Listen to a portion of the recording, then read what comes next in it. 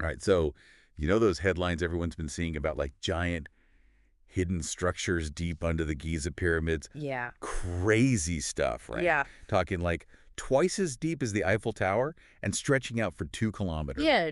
Yeah. Like, come on, is that even real? So we got to look into that, right? Right. Today, we're going to dive deep and figure out what's really going on behind these wild claims. Yeah, get past the hype and see what the original research actually says. Exactly. And it all seems to start with this research paper. Synthetic aperture radar Doppler tomography reveals details of undiscovered high-resolution internal structure of the Great Pyramid of Giza. Catchy title. Right. It was published back in October 2022 in the MDPI journal. Mm-hmm. Lead researchers are Corrado Malanga and Filippo Bondi. There are a few other editors listed too. Right. Okay, so let's talk about these researchers for a sec. Filippo Bondi, we know he's with the University of L'Aquila in Italy. Yeah. Not a ton of info out there about his specific work, though. But then there's Corrado Malanga, and this is where things get interesting. So he's a former researcher from the University of Pisa background in organic chemistry. But he's also pretty well known in the world of ufology. Okay. Like he's even talked about alien abductions and stuff. Oh. Now, look, we're not saying this automatically discredits the research. Right. But you got to admit, it's something to keep in mind when you're dealing with claims this big. For sure. I mean, context is everything. Like, who's doing the research and what are they bringing to the table? Totally. And another thing to consider is the technology they used, synthetic aperture radar, or SAR. Yeah. The YouTube video we watched pointed out something interesting about that. They said when you're trying to image things really deep underground, the usual methods, like in geology or archaeology, they rely on stuff like seismic reflection. Right. So it's like, why use SAR for this? You know what I mean? Yeah, that's a fair point. Okay, so what exactly are they claiming here? Like, what's gotten everyone so worked up? Yeah. We see articles like in the Economic Times directly citing this research paper saying there's this huge underground structure that stretches for 2 kilometers under all 3 pyramids at Giza. Wow. They say it has multiple levels connected by these geometric pathways, and then it gets even more detailed, like 8 vertical cylindrical wells with spiral pathways going down 648 meters. Oh, and also 2 giant cube-shaped structures, each 80 meters wide. Hold on. 80 meters. Like, that's massive. Right. I mean, if any of this is even remotely true, it would completely change how we understand these pyramids. Absolutely. And then you've got those 3D visualizations that have been popping up all over the place. You know the ones I'm talking about? Yeah, like all the spirals and giant cubes. Exactly. But the thing is, the YouTube video made a good point about this. Those detailed visuals, they don't really line up with what's in the original research paper. Right. The paper mostly shows these 2D radar images with different colors. Yeah. Like, how do you go from that to those crazy multi-level 3D models with all those specific shapes? They don't really explain that jump in the paper. It's a bit of a leap. Right. It's like they went from blurry color-coded scans to fully fleshed out structures. Yeah. And speaking of the paper, when you look at the abstract, it actually brings up a big problem with using SAR for deep underground imaging. Okay. It says electromagnetic waves don't really penetrate solid stuff very well. So it's hard to see that deep into things. Right. Like the researchers themselves admit that SAR has this limitation, but then they say they found a way around it. Oh, really? What did they do? So they talk about this new method where they analyze these tiny micro movements in the Khufu pyramid. Okay. And they think these movements are caused by background seismic waves. Interesting. And they say, by studying these movements, you can learn about what's underneath. Huh.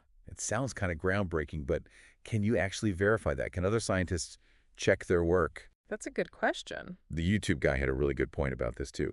He said, if this is a legit way to see so far underground, other scientists should be able to look at their method and their data and try to get the same results. Right. Reproducibility. Exactly. That's super important in science. So let's go back to those specific claims about the wells, the spiral pathways and the massive cubes. Yeah. The YouTube analysis couldn't actually find any clear visual evidence of those things in the paper. The 2D radar images just don't show those shapes. Right. So it's like, how did they get those interpretations? Do they have other data they're not showing us? It doesn't seem very clear. Right. And just so everyone's clear on the timeline here, some of the stuff online, especially from this year, makes it seem like this is brand new. Yeah. But the research paper came out in October 2022. Oh, so it's been out there for a while. Yeah, a couple of years now. Yeah. And it seems like this renewed interest is because of a conference that happened in Bologna, Italy in 2025. Okay. It was called The Pyramids in the Gate of Time. Kitschy. Right. Corrado Malonga was there, Armando May, and Filippo Bondi. Okay. And the YouTube guy, he found a recording of this whole 4-hour presentation online. It's in Italian, though. Oh, wow. But apparently they show those detailed 3D models during this presentation. Mm-hmm. But again, the YouTube guy said they don't really explain how they got from the data in the 2022 paper to those fancy visuals. Right. Some more questions than answers, I guess. Seems like it. It's worth mentioning, too, the YouTube channel that has this presentation. It's got videos on all sorts of stuff, like stargates, temporal spatial gates, the concept of death, UFOs, aliens.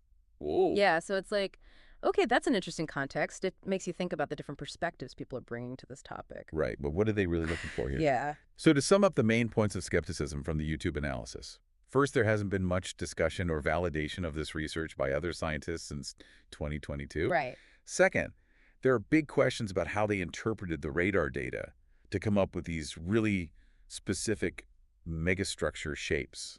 Uh-huh. And third, it's possible that their existing beliefs about UFOs and stuff might be influencing how they see the findings. Yeah, that's a fair point. It's important to be aware of those biases. Totally. Now, the YouTube guy also talked about something else that's kind of related, even though it's separate from the underground structure stuff. What is that? It's about who actually built the pyramids. Oh, yeah.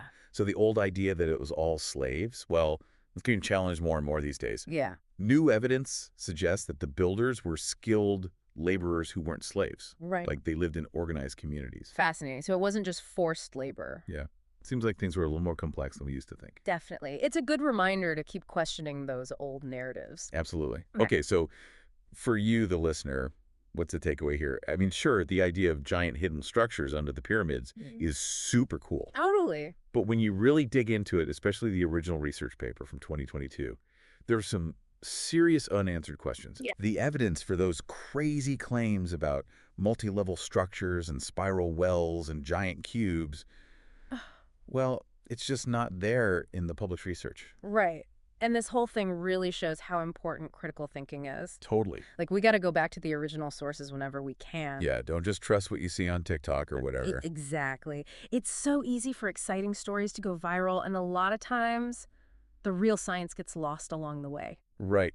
Like, remember that scientific method thing? Oh, yeah. Peer review reproducibility. Super important. Especially when you're dealing with claims as wild as these. For sure. Okay, so wrapping up, let's leave you with this. The pyramids are full of mysteries. Mm-hmm. And we've got all this awesome technology now to explore them in new ways. Right. But we have to be careful about how we interpret the data we get from these technologies. Mm-hmm. We need that good old-fashioned scientific scrutiny. Get a bit of healthy skepticism. Exactly. And just think about how fast misinformation can spread online. It's crazy. Being able to tell what's real and what's not, that's more important than ever. Couldn't agree more. So stay curious, keep learning, and don't be afraid to question what you see. Absolutely. And we'll see you next time on The Deep Dive.